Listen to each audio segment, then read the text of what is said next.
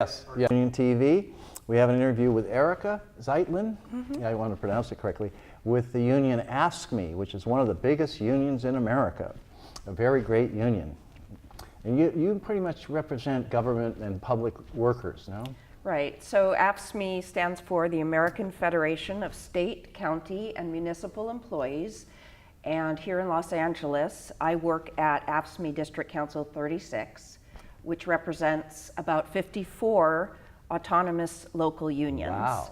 So we are sort of the parent of those unions, and then our parent is over in Washington, D.C., and that's our international union. Right, that's Jim and all those Right. people. Right. So I guess there's about 1.6 million Wow. AFSCME members across the country. That makes you one of the biggest, I think. You're bigger than SEIU is only 1.3. Oh, well, I don't know. I know that we're both up there, and we try not to compete because I think these days more than ever we all need to be part of the same family. Absolutely. So, anyway, yeah. But they also represent a large share of service workers, including Yes. in government service. Like getting your unemployment check, getting your Social Security check, Right. all the paperwork that we don't even think of that's invisible is Right. done by AFSCME members, right? Absolutely, and Okay. here at AFSCME District Council 36, our members span from city 911 operators, dispatchers, Oh, great. the emergency lines, the City Yeah. of Los Angeles. All the public libraries here in the City of Los Angeles are run by Wow. AFSCME members. In the county, Los Angeles County, we represent social workers, psychiatric social workers, mental health experts in the jails.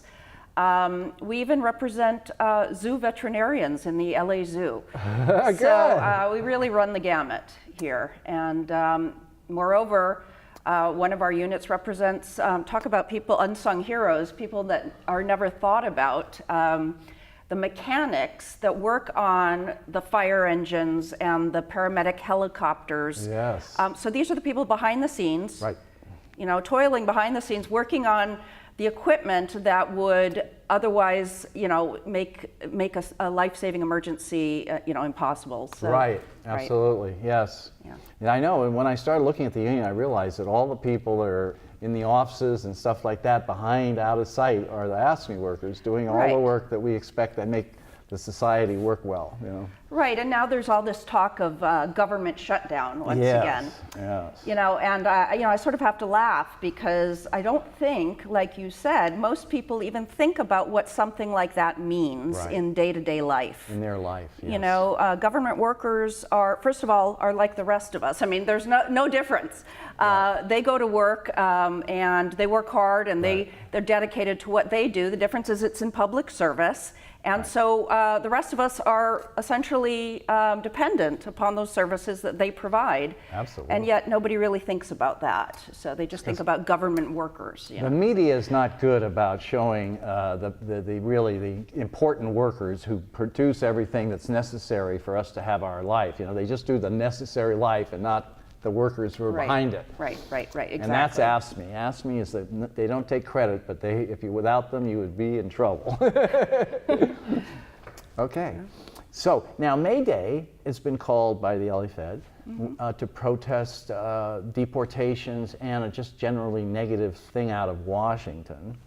And so a lot of unions have signed on to this, maybe 16 to 18 unions. In fact, there's about 100 now. Oh. There's about 100 organizations that have come together. So it's a combination of labor unions and community-based organizations, clergy, you name it.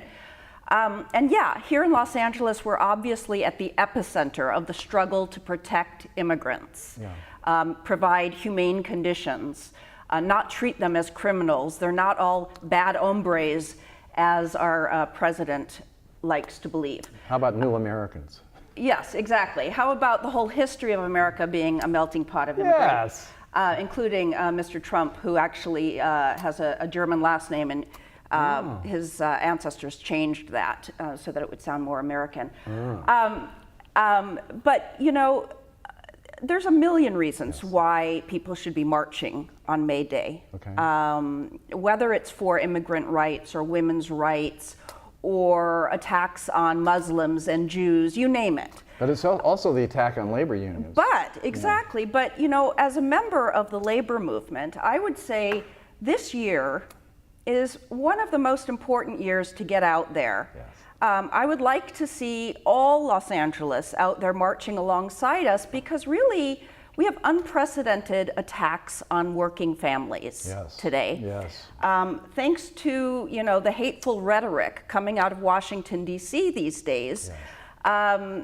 You know, there has been such a heightened level of offensiveness leveled at just ordinary working people. And you know, it was in the guise of helping these very people that Trump was elected, right? He ran on a whole platform of ostensibly caring about the working man and working woman, before then populating the White House with unprecedented numbers of Wall Street CEOs and billionaires. So much for that. And specifically, I think labor really, really needs to get out there and be seen by Los Angeles, by America, because you know, we have a labor secretary now that was just appointed by President Trump by the name of Alexander Acosta, who you know, will be a sham labor secretary. Terrible. In fact, he doesn't care about workers. His whole record shows that he sides with the billionaire class over the working man and woman. And now we have the appointment of Neil Gorsuch on the Supreme Court. I know that you know what I'm talking about. It is really frightening. It's 1930. It is really frightening, absolutely. I mean, we have turned the clock backward here. Well, we didn't do it, they did it. Yeah. But, and you know, and the sad thing is I harbor no resentment or anger towards those people that voted for Trump, because they were sold a bill of goods. Yes. You know, they're struggling, they're desperate, they're out of work. You know, their farms have been, you know, foreclosed upon. This is really about recognizing who the true enemy is. Right. And I believe that in time that will be very clearly revealed to these very people that are unfortunately supporting him right now. Yes. Yeah, I mean, I noticed, for instance, in the election, he was talking about that stuff, and I knew it sounded hollow because he didn't have any facts. It was just like he grabbed it off the internet or something, or from Bernie. Right, exactly. You could just see the script writers stealing those talking points off of a... But Hillary failed to use the same language. And that's why she lost those key states in the Midwest. He talked about it, and talk about it is nothing. And he didn't, and of course he's hired Goldman Sachs, so how much does he care about labor unions? But it was a sham. It was totally a con job. It's very unfortunate that the Democratic Party failed to recognize the desperation out there. Of the people. That times have changed fundamentally. Yes. And that the Democratic Party really needs to go back to its roots. Yes. In terms of representing, you know, the ordinary person. So the Democratic Party started off based in labor unions in the 30s. Can you tell us about that? I'm not an expert. I've read the books, but I'm not an expert. But sure, I mean, labor has always been a very prominent force in every progressive accomplishment in this country, really. I mean, women's rights. Let's talk about women's rights. Precursors to the feminist movement. You had women fighting on the front lines of strikes. Yes. The Rouge plant in Michigan. Flint, yes. Exactly. Getting food through to the strikers at Flint was all women, because they thought the police would not hit women in those days. They do now. So I don't pretend to be a historian, but I do think that knowing your labor history is important. Yes. Because our lives are inextricably linked to the struggles of these people. Often batons, on their heads, on their shoulders. Women were beaten. And then, do we really want to return to the days of child labor? Mm-hmm. Do we really want to be a country once again where sweatshops are the factories that we have? Labor has a place a vital, vital place in society, in any civilized society, because without labor, capitalism runs amok. Right. There needs to be a countervailing force. Yes. And, Well put. you know, and I would say that, you know, we need to be honest as a labor movement at our own failing. I think too often, you know, the history of trade unionism has looked too much self-referentially and not enough in terms of really organizing from a universal point of Yes. view, reaching out.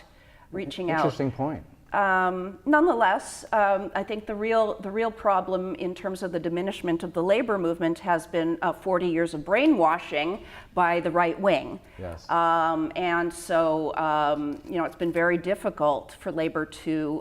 Labor doesn't really control ABC, CBS, and NBC, do they? No, they sure don't. They But sure how don't. often are you asked to appear and do a review, to do a comment on ABC, CBS, NBC? No, labor is a forgotten force. But How about mark my words, we will we will rise again. We will rise again because it's inevitable. Good. Because people will reach a point where they realize there is no alternative but to fight back to protect their own families. Right. All right. Do we have any more questions for AFSCME? How is AFSCME? You're going to have to repeat this, obviously, Bill. Yeah. Is AFSCME coordinating with the other unions on, first of all, on May Day, and then looking beyond May Day to coordinate their efforts on the governmental level? Or any level. In other words, there's two events we could do. We could have another. Bill, repeat the question. Oh, okay. Yes, hi. I just wanted to know, is AFSCME working with the other unions who support the We Resist thing? And are they doing it for the day? And do you have any ideas of maybe getting together maybe in a month or two to talk about another thing in September for the same issue? We are definitely among the organizing committee. We've been working with the LA County Federation of Labor and a number of other partners, at least since January, is my recollection, to make sure that we really mobilize. We're hoping 100,000. For all we know, it'll be 500,000. I mean, it's hard to predict. People today are getting out on the streets. We just saw on Saturday at the Science March. Yes. You know, I could swear that I saw 25,000 people out there marching to City Hall. 750,000. Well, there's 750,000 at the Women's March. No, at the Science. Wasn't it? What, you were at the Science No, March. I was there. I thought I saw You photographed it. people from as far as the eye could see. You know, exactly. And what's funny is, you know, the LA Times has no way really of estimating the crowd, so they always use these sort of vague generalities of thousands. I mean, it wasn't the 750,000 that we saw at the Women's March, because I can tell you in terms of marching room, You could move. I could move. I could move. You know, I took my dad to both marches. Great. He's 82 years old. Wow. You know, he taught me everything that I know and gave me all the values that I have, and he was out there. And so, Great. yeah, multi-generations on the front lines. Good. Yeah, he had a good daughter. Great. Okay.